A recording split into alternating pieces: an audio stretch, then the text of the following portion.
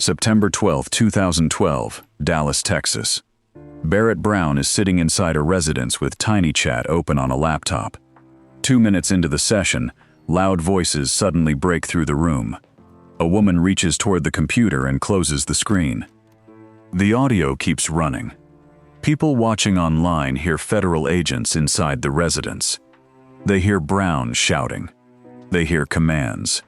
Then they realize what they are listening to. An FBI arrest is happening live. Brown did not arrange a camera to document his arrest.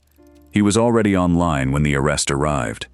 And despite the label that would follow him for years, Brown was not the hacker who broke into Stratfor. The government never accused him of performing that intrusion. He was a writer, a researcher, and a public figure orbiting one of the most chaotic hacking movements on the internet. But by September 2012, those distinctions were becoming difficult to contain, because Brown had placed himself directly between hackers, stolen information, journalists, private intelligence companies, and federal investigators.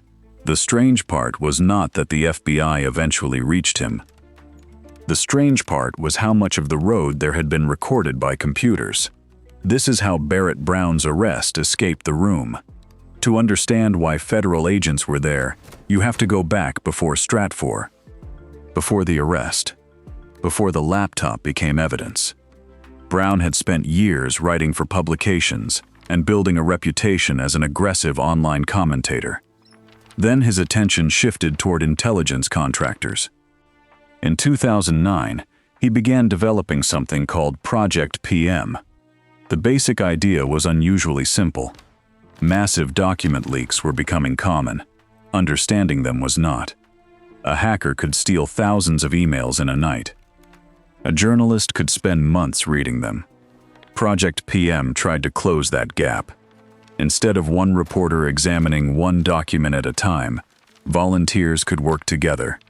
They could search names, trace companies, compare contracts, connect people who appeared across separate files. The system turned leaked archives into collaborative investigations. Brown was not writing exploit code. He was organizing information. That difference matters, because the digital world already had people who could break into systems. What Brown wanted was a system for understanding what came out. Then one company gave Project PM an enormous amount to examine. HB Gary Federal was a cybersecurity company. Its chief executive, Aaron Barr, had publicly claimed he could identify members of Anonymous. Anonymous responded. In February 2011, hackers compromised HB Gary Federal. They took internal emails. They published them. And those emails became raw material for journalists and researchers. Project PM began examining them. The documents contained discussions involving cybersecurity firms, intelligence work, and government contractors. For Brown, the hack itself was only the first layer. The real value was inside the archive. Who was talking to whom? What were they proposing? Which companies were connected? And what happened when private intelligence work became visible to people outside the industry? That was the environment Brown moved into. He became closely associated with Anonymous. He appeared in the media discussing the group. He communicated with people inside its orbit. But Anonymous was not a company. It had no normal membership list, no headquarters, no chief executive, no reliable chain of command. It was a loose network of people operating under names that could disappear overnight. That structure created power. It also created confusion. A journalist could speak to a hacker. A researcher could speak to an activist. A hacker could become a source. A source could become a suspect. And one username could become important without anyone outside the chat knowing who controlled it. In December 2011, that problem became much larger. The target was Strategic Forecasting Incorporated, better known as Stratfor. Stratfor was a private intelligence company based in Austin, Texas. Its business involved geopolitical analysis and intelligence services. Its servers also contained an enormous amount of customer information. In December 2011, members of Antisec, an offshoot associated with Anonymous, broke into Stratfor's systems. One of the hackers was Jeremy Hammond. Hammond would later plead guilty in federal court for his role. The intrusion was enormous. According to the Justice Department, information involving approximately 860,000 Stratfor subscribers or clients was taken. The stolen material also included credit card information belonging to roughly 60,000 users. Some stolen data was used for unauthorized charges exceeding $700,000. Internal company emails were also taken. The hackers began releasing material. Once again, the physical target was a company. But the real event happened through information. Files left one system, copies multiplied, links appeared, chat rooms filled. Journalists began looking. Researchers began looking. Federal investigators began looking too. Brown entered that environment almost immediately. He knew one of the people involved in the Stratfor intrusion by the online name O. That detail would later appear in a factual statement Brown signed as part of his guilty plea. On Christmas Day 2011, Brown and others were discussing the Stratfor material through internet relay chat. The stolen data was already moving around online. A hyperlink pointing toward the material appeared in one channel. Brown moved a link into a Project PM channel. The action took seconds. Copy. Paste. A normal movement on the internet. But the destination contained more than internal corporate emails. It also contained stolen authentication information. That transformed an ordinary hyperlink into a legal problem. The government later charged Brown with crimes connected to possessing and transmitting stolen information. His defenders saw something different. Journalists link to leaked documents constantly. Researchers share archives constantly. A hyperlink does not tell you everything inside the destination.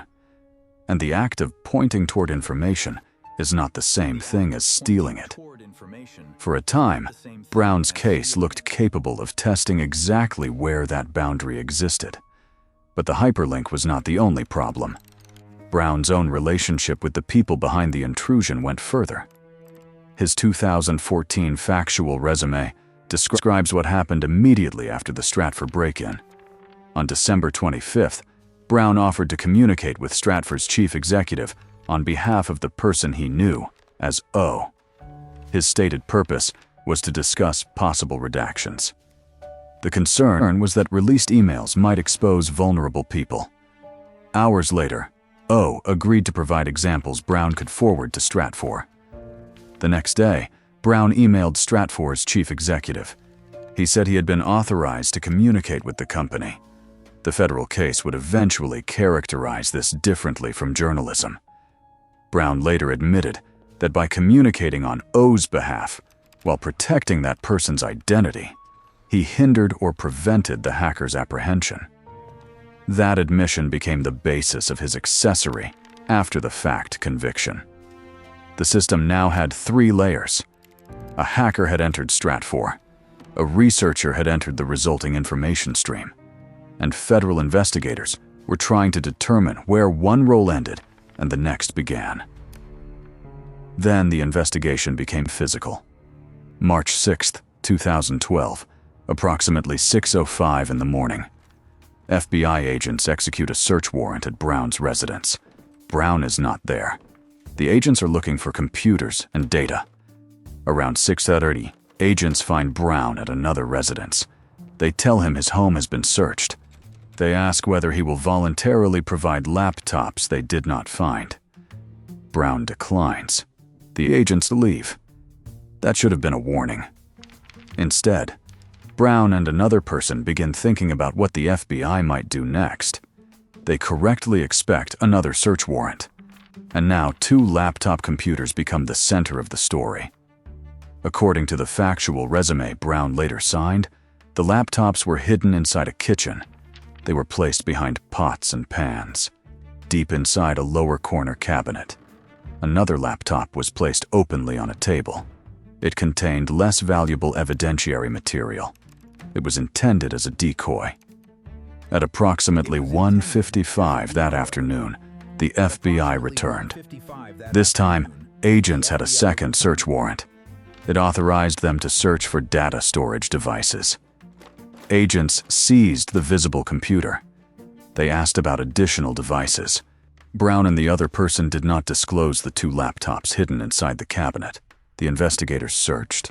The computers were eventually part of the case. Brown later admitted that concealing them was intended to impede the execution of the warrant. The hiding place was almost absurdly ordinary. A kitchen cabinet, pots, pans, 2 laptops. But this was the first major reversal. Brown had spent years studying secret information after other people made it public. Now, federal agents were studying information he was trying to keep private. The Observer had entered the archive, and the pressure kept building. For months after the searches, Brown remained focused on the FBI investigation. He was angry about the seized property. He was angry about the possibility that another person could face obstruction charges, and he increasingly directed that anger toward an FBI special agent involved in the case. The conflict moved back to the internet. That mattered, because the internet was the environment Brown understood best. It was also the worst possible place to lose control of his words. In September 2012, Brown sent emails. He posted messages. He uploaded videos. The language escalated. On September 10th, according to his later factual stipulation, Brown told someone he was going on television to announce what he called war on the FBI. On September 11th, he posted statements describing future armed raids as potential assassination attempts. He also uploaded videos discussing the investigation. Then came September 12th. Brown uploaded another video. This one focused on the FBI agent. Brown said he intended to investigate the agent. He spoke about the agent's family. He said he was armed. He described how he would respond if armed federal officials came for him. The full context became the subject of argument later. Brown at points said he was not stating that he intended to kill the agent. But the federal case focused on other statements in the same series of communications. Brown eventually admitted that his words constituted a true threat. The important point is what happened next. Federal investigators did not need to discover a hidden message. Brown published the material himself. A system built to broadcast his arguments had become a system preserving evidence against him. Hours later, Brown entered TinyChat. The platform allowed multiple people to appear together through webcams.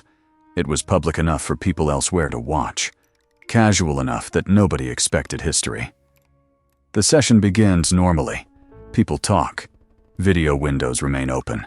The laptop stays connected. Then agents enter the residence. According to Wired's account published the next day, the raid becomes audible roughly 2 minutes into the recorded session. A woman is still near the computer. She closes the screen. But closing the screen does not immediately stop the audio. That tiny technical detail changes the scene. The FBI controls the room, but it does not control the connection. Voices continue traveling outward. People inside TinyChat hear the confrontation. They hear Brown. They hear agents. They begin asking each other whether Brown is actually being raided. The arrest has crossed a boundary. Normally, an arrest happens in one physical location. Officers enter. A suspect is restrained. The scene ends for everyone who is not there. Here, the audience was already present before the agents arrived. Not inside the building, inside the network. Brown was taken into custody. The Dallas County Sheriff's Office told Wired that he was booked into the county jail around 11 p.m. By the next morning, the FBI had removed him from that jail. He was heading into federal custody. The recording was already circulating. And the arrest looked like the climax. It was not. The legal case was about to become much larger. In October 2012, a federal grand jury indicted Brown over threats against an FBI agent. Then December brought another indictment.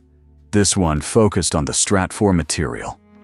Brown was charged with offenses connected to the stolen credit card information and the hyperlink he had moved between chat rooms. The prosecution created an immediate controversy. Brown had not performed the Stratfor intrusion. That was not disputed. The government did not allege that he had stolen the files from Stratfor's servers. The central conduct behind many of the new charges involved the material that appeared after somebody else stole it. That difference attracted press freedom groups.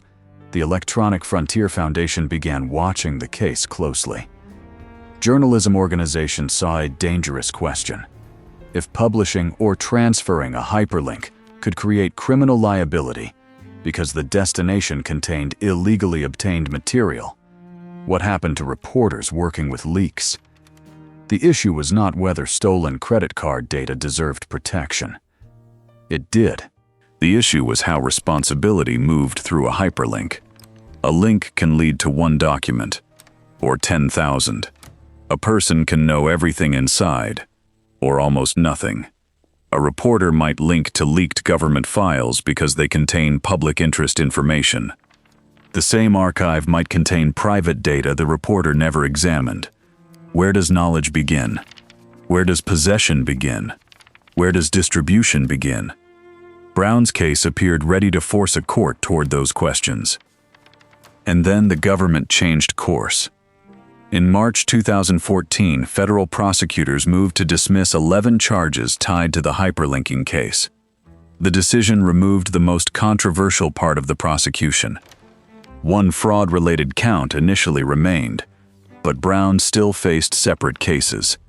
There was the FBI threat, there was the interference with the search warrant, and there was his admitted conduct after the Stratfor intrusion. A month later, the cases converged. April 29, 2014, Brown appears in federal court in Dallas. He pleads guilty to 3 offenses. The first is transmitting a threat to an FBI special agent in interstate commerce. The second is being an accessory after the fact to unauthorized access of a protected computer. The third is interfering with the execution of a search warrant. The accessory charge is important.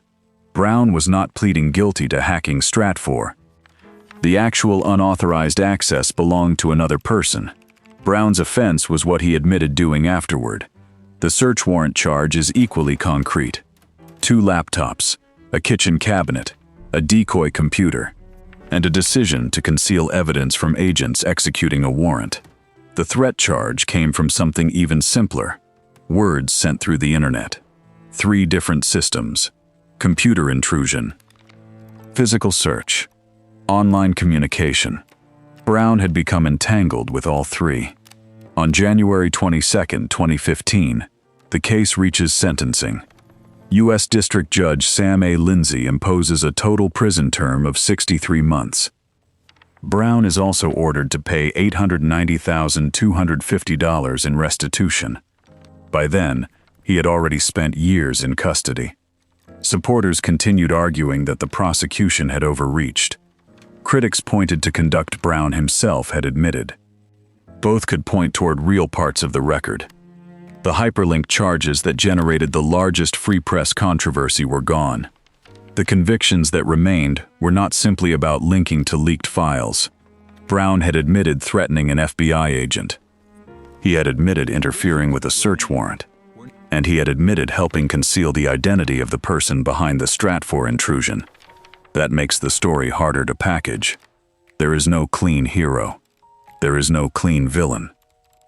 And there is no single act that explains everything.